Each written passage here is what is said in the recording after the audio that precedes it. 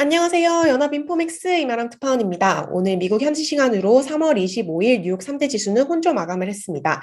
하지만 뉴욕 증시는 주간으로는 상승하는 모습을 보였는데요. 시황같이 보겠습니다. 네, 오늘 다우 지수 전장 대비 0.44% 상승 마감했습니다. 네, S&P 500 지수는 전장 대비 0.51% 상승 마감을 했습니다. 나스닥 지수는 전장 대비 0.16% 하락 마감을 하는 모습을 보였습니다. 네, 오늘 장중 뉴욕 증시는 상승과 하락을 거듭하면서 혼조 흐름을 보였는데요. 한 주 기준으로 보면 뉴욕 증시는 2주 연속 상승세를 보였습니다. 네, 이번 한 주간 다우지수는 0.3%가량 상승을 했고요. S&P 500 지수는 1.8% 주간 상승률을 보였습니다. 나스닥은 거의 2% 가까이 상승을 했습니다. 네, 현재 3월 들어 S&P 500 지수는 전월 대비 3.9%가량 높은 수준을 기록하고 있고 이로 인해 2월에 기록한 낙폭을 상당 부분 회복을 한 상태입니다. 네, UBS 자산운용 전문가입니다. 네, 이제 주식시장이 랠리를 펼치고 있다라고 얘기를 했습니다. 긴축적인 연준과 스태그플레이션 우려에도 불구하고 주식시장은 랠리를 보이고 있다라고 얘기를 하면서 이 이유는 이제 현재 시점에서 주식에 대한 어떤 대체제가 없기 때문이다라고 얘기를 했습니다. 네, 연준이 이제 긴축의 경로에 접어들었지만 아직 본격적인 긴축이 단행이 되지 않은 그나마 유동성이 풍부한 상황에 지금 증시가 놓여 있고 또 스태그플레이션 우려, 즉 경기 침체 우려가 있긴 하지만 경기 침체가 온다고 해서 바로 주가가 급락하는 흐름이 아니라 또 최근 채권 수익률 등은 경기 침체 가능성을 경고를 하고 있지만 채권 수익률 플래트닝 현상이 일어난다고 해서 바로 경기 침체가 로 연결되는 것이 아니고 경기 침체가 발생한다고 해서 또 곧바로 주식시장 폭락으로 이어지는 것이 아니기 때문에 일단은 주식시장이 이런 위태로운 랠리를 이어가고 있다라고 설명을 했습니다. 네, 이번 주 들어서 주가가 계속 하루 걸러서 상승하고 하락하는 그런 변동성 흐름을 보이고 있습니다. 네, 이에 대한 전문가 분석을 가져왔는데요. 짐 크레이머의 분석입니다. 최근 이제 주가가 하루 걸러서 상승과 하락을 거듭하면서 등락을 보이는 이유는 이제 이 장이 헤지펀드의 주도로 움직이고 있기 때문이라고 얘기를 했습니다. 네, 이제 어제 같은 경우 주식시장의 랠리는 헤지펀드 매니저들이 이제 새로운 주식을 이제 종목을 발굴하려는 그런 니즈에 따라서 이제 전체적인 주가가 올랐다라고 얘기를 했습니다. 주가가 이제 하루 걸러서 반등하고 반락하는 것에 있어서 크게 의미를 두지 않아야 된다고 설명을 했는데요. 네, 이렇게 설명을 했습니다. 지금 헤지펀드가 시장의 인차지, 시장을 주도를 하고 있다라고 얘기를 했고, 이로 인해서 하루 걸러 하루 이제 강세가 약세로 바뀌고 또 약세가 강세로 바뀌는 흐름이 펼쳐지고 있다라고 얘기를 했습니다. 최근에 이제 반도체주 엔비디아를 비롯한 AMD 등이 이제 급등하는 모습을 보였는데 이것이 헤지펀드의 롱숏 전략의 픽을 받았기 때문이라고 설명을 했습니다. 그렇기 때문에 please never try to overthink.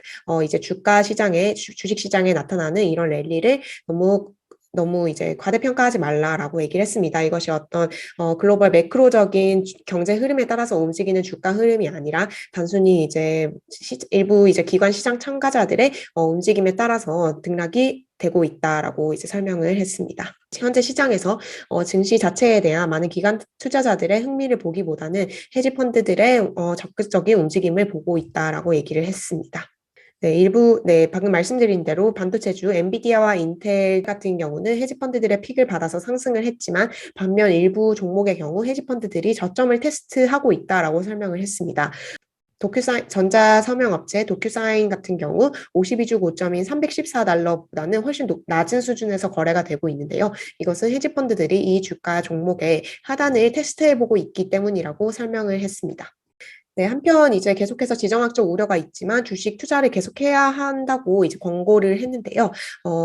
이제 우크라이나와 러시아 전쟁 때문에 어떤 투자 결정에 영향을 받아서는 안 된다. 특히 주식을 매수할 때는 이런 것 때문에 이런 지정학적 우려 때문에 매수세를 주저하면 안 된다라고 얘기를 했습니다. 하지만 이제 크레이머가 운영하고 있는 신탁에서 AMD와 엔비디아 등에 대한 상당한 지분을 보유하고 있기 때문에 이제 조금 이런 말은 좀 걸러서 들어야겠죠. 계속해서 이날 또 반도체주에 대한 긍정적인 투자 의견이 나왔습니다. 이제 글로벌 공급망 교란이 완화가 되면서 반도체주가 좀 약진할 수 있다라는 분석인데요. 뱅크 오브 아메리카의 분석입니다. 미국 기술주의 대표적인 종목으로 이제 팡이 있죠. 페이스북, 아마존, 넷플릭스, 구글 이렇게 있는데요. 이제 망고라는 것을 제안을 했습니다. 망고는 마블 테크놀로지, 그리고 AMD, 엔비디아, GFS, 그리고 온 세미컨덕터를 의미를 한다고 합니다. 이들 종목을 굉장히 유망하게 평가를 했습니다. 네, 오늘 월가 애널리스트 주요 콜입니다. 에버코어 ISI가 애플에 대한 시장 수익률 상회 의견을 유지를 하면서 주가를 최대 300달러까지 오를 수 있다고 봤습니다. 아마존에 대해서도 시장 수익률 상회 의견을 그대로 유지를 했습니다. UBS가 메타 플랫폼스 페이스북에 대한 매수 의견을 유지를 했습니다. 한편 바클레이스가 테슬라에 대해서는 비중 축소 의견을 유지를 했는데요. 지금 테슬라가 1000달러 이상으로 주가가 오른 상황인데 이것이 상당히 이제 밸류에이션이 과도하게 평가되었다. 즉 하방 압력이 조금 더 있다라고 조금 부정적인 평가를 했습니다. 네, 뱅크 오브 아메리카, 마벨과 엔비디아에 대해서 매수 의견 계속 유지했습니다. 네, 웰스파고는 디즈니에 대한 비중 확대 의견을 유지를 했습니다. 오늘 뉴욕 증시 섹터별로 기술주와 임의 소비재를 제외한 전 영역이 상승을 했습니다. 기술주 같은 경우 어제 강한 반등이 있었기 때문에 이것에 대한 되돌림이 일부 일어난 것으로 보입니다. 주가는 연축의 긴축 우려에도 불구하고 이번 한 주를 잘 넘긴 모습입니다. 하지만 오늘도 계속해서 연준의 공격적인 긴축 가능성에 대한 우려가 계속 나왔습니다. 오늘 뉴욕 연은 총재인 존 윌리엄스가 발언을 했는데요. 존 윌리엄스 뉴욕 총재는 필요할 적절한 경우 연준이 기준금리를 50bp 인상해야 한다라고 매파적인 의견을 다시 한번 강화를 했습니다. 하지만 이제 존 윌리엄스 총재는 당장 돌아오는 5월 FOMC에서 50bp 올리는 방안을 선호하느냐에 대한 질문에 대해서는 답변을 하지는 않았습니다. 인플레이션과 많은 경제 지표를 판단을 했을 때 필요할 경우에는 50bp를 올리겠지만 그렇지 않을 경우 25bp를 올리겠다. 연준의 결정은 데이터 디펜던트, 들어오는 경제 지표에 따라서 유동적인 판단을 할 것이다라는 얘기를 했습니다. 네, 이제 하지만 월가 분위기는 조금 이제 흉흉한 분위기입니다. 계속해서 지금 연준의 공격적인 긴축에 대한 전망이 나오고 있습니다. 네, 오늘 시티그룹이 월스트리트에서 가장 공격적인 긴축 전망을 제시를 했는데요. 네, 연준이 다가오는 4번의 FOMC에서 연속적으로 50bp 빅스텝 인상을 단행할 것이라고 얘기를 했습니다. 네, 시티그룹이 오늘 투자자들에게 보낸 서한에서 이런 말을 했는데요. 연준이 다가오는 5월, 6월, 7월, 9월 FOMC에서 모두 50bp 금리 인상을 단행할 것이고 이후 있는 11월과 12월 FOMC에서는 25bp 인상을 예상을 한다고 얘기했습니다. 하지만 인플레이션이 연간 대비로 5% 이상의 높은 수준을 유지할 경우 연준은 한 번에 75bp 금리를 올리는 인상 방안도 생각을 할 수 있다라고 얘기를 했습니다. 이제 50bp씩 4번씩 올리고 또 인플레이션이 잡히지 않으면 75bp까지 인상할 수 있다는 굉장히 매파적인 시장 전망을 한 셈입니다. 네, 이외에 뱅크 오브 아메리카 역시 연준이 6월과 7월 돌아오는 FOMC에서 50bp 금리 인상을 할 것이라고 전망을 했습니다. 골드만삭스도 며칠 전에 긴축적인 전망을 내놓았는데요. 골드만삭스 같은 경우 5월과 6월 FOMC에서 연준이 50bp 금리 인상을 단행할 것으로 전망을 했습니다. 네, 월가에서는 연준이 이제 수차례 50bp 금리 인상을 단행할 수 있다는 공격적인 전망이 힘을 얻고 있는 모습입니다. 이에 따라서 오늘 미국 10년물 국채 수익률 2.46%대까지 급등을 했습니다. 네, 오늘 장 초반에 시장 심리를 조금 북돋아준 이슈인데요. 뱅크 오브 아메리카가 이런 분석을 냈습니다. 현재 주식시장이 매수의 사인을 보내고 있다라는 분석을 했습니다. 네, 이제 뱅크 오브 아메리카가 분석한 바에 따르면 최근 시장에 굉장히 부정적인 어떤 비관론이 누적이 되어 있었기 때문에 이것이 오히려 주식 매수 트리거를 보냈다라고 분석을 했습니다.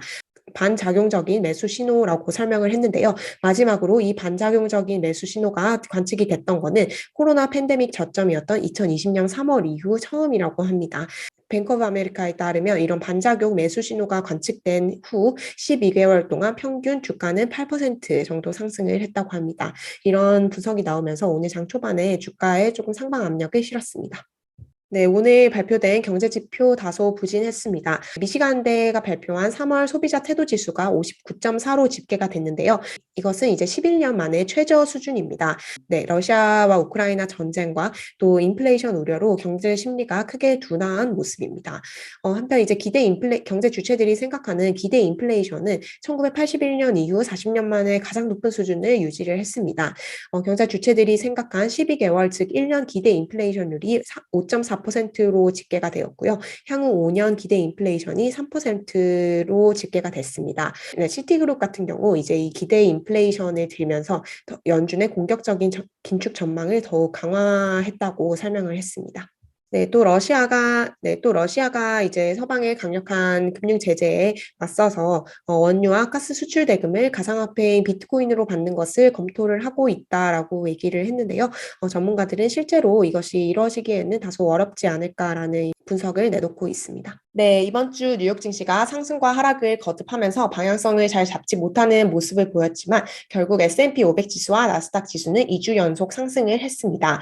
오늘은 우크라이나와 러시아 전쟁이 개전한 지 30일째가 되는 날인데요. 전쟁 관련 우려와 연준의 공격적인 긴축에 대한 우려가 여전히 시장에 남아있는 만큼 관련 이슈에 더 주목을 해야 될 것 같습니다. 네, 오늘 제가 준비한 소식은 여기까지고요. 주말 잘 보내시고 다음 주에도 다시 찾아오겠습니다. 들어주셔서 감사합니다.